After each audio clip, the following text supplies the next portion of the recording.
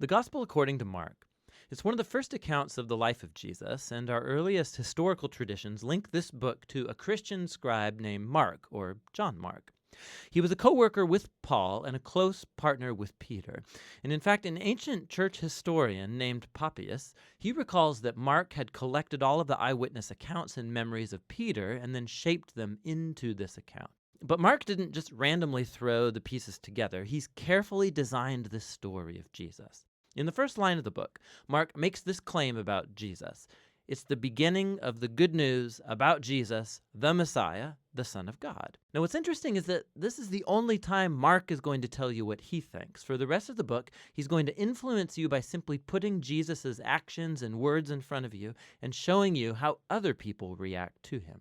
Now, Mark's designed the story of Jesus as a drama with 3 acts. The first one set in Galilee, the third one is set in Jerusalem, and the second act shows Jesus on the way from one place to the other. And each of the acts focuses on a repeated theme. So in Act 1, everybody's blown away by Jesus, and they're wondering, who is this Jesus? In Act 2, it's the disciples who are struggling to understand what it means for Jesus to be the Messiah. And then in Act 3, we watch the surprising paradox of how Jesus becomes the Messianic King. Let's just dive in and you'll see how it unfolds. After the opening line, Mark begins with a quotation from the ancient prophets Isaiah and Malachi, who said that God would send a messenger to Israel to prepare them for when God would show up himself to rescue his people and become their king. And Mark introduces John the Baptist as that messenger, and then right when you expect God to show up personally, Mark introduces Jesus. And as he comes onto the scene, the heavens open, God's Spirit descends on Jesus, and God says, "You are my beloved Son." After this, Mark places in front of us a summary of Jesus' core message. He went about Galilee announcing the good news that God's kingdom has come near. Jesus is carrying forward the story from the Old Testament scriptures about God's rescue operation for his world. Through Jesus, God is restoring his reign over the world by confronting and defeating evil and its hold on people's lives, and then by inviting them to live under his reign by following Jesus. From here, Mark's given us a big block of stories showing us Jesus' power as he brings God's kingdom. He goes about healing people whose bodies are sick or broken or under the oppression of dark spiritual powers. And Jesus even does something that for Jewish people only God has the right to do. He forgives people's sins. And Jesus' actions here produce lots of different responses. So some people follow him and become his disciples.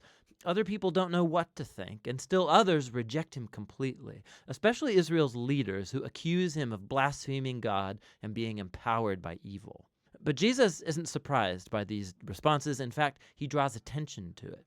In chapter 4, Mark has collected many of Jesus' parables about the hidden, mysterious nature of God's kingdom. And Jesus says that his message is like seed falling on different types of soil. Some are receptive, some are not. Or it's like a mustard seed that's very tiny. It seems insignificant, but then it grows huge and surprises everyone. Jesus' point is that he really is the Messiah, bringing God's kingdom, but it doesn't look like what anybody expected. And this growing confusion about Jesus among the crowds is connected to a key idea Mark emphasizes at the end of Act 1, that even among Jesus' disciples there's confusion. Even they are struggling to grasp who Jesus really is, and that brings us to Act 2. It begins with a crucial conversation. Jesus takes the disciples aside and he asks, "Who do you all say that I am?" And Peter speaks up saying, "You're the Messiah." But it becomes clear that for Peter, this means that Jesus is a victorious military king from the line of David who will rescue Israel from the Romans. But for Jesus to be the Messiah means that he's the suffering servant king of Isaiah 53, who will bring God's rule by giving up his life in Jerusalem. And the disciples, they don't get it.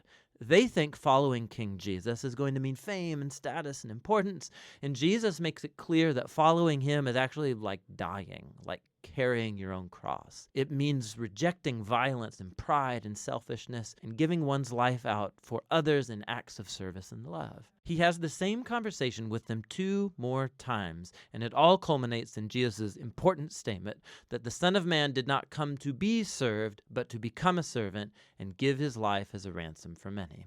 The disciples still don't get it. They respond in confusion and fear. And so here in Act 2, Mark has placed another key story that echoes the book's introduction.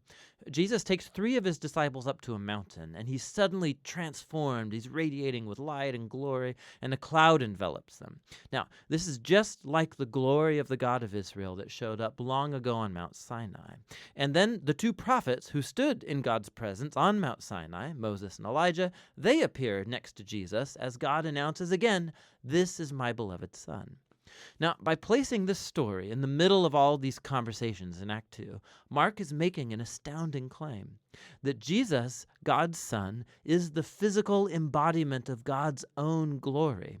And in Jesus, the glorious God of Israel is going to become king by suffering and dying for the sins of his own people. It's a puzzling claim that confuses and scares the disciples as they leave the mountain. Which brings us to Act 3.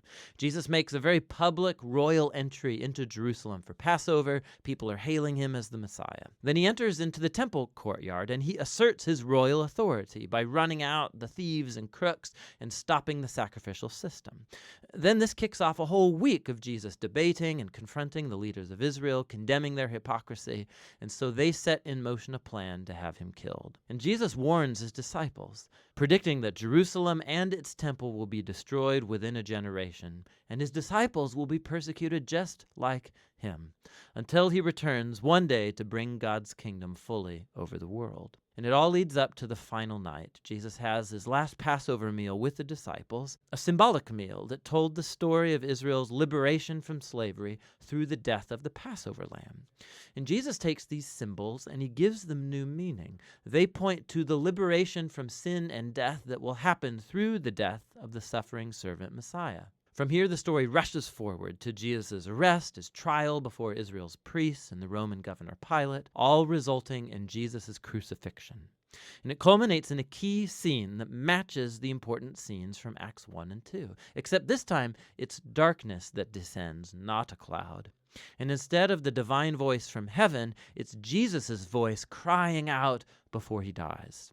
And then most surprising is that it's a Roman soldier who sees Jesus die, who grasps and then announces who Jesus is. This man was the Son of God.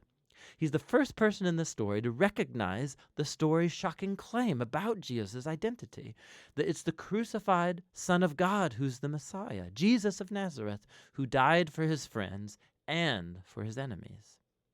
After this, Jesus' body is placed in a tomb, and on the first day of the new week, 2 women from his disciples come to the tomb, and they discover that the tomb is empty, the stone's rolled away, and an angelic man informs them that Jesus isn't here, that he's risen from the dead.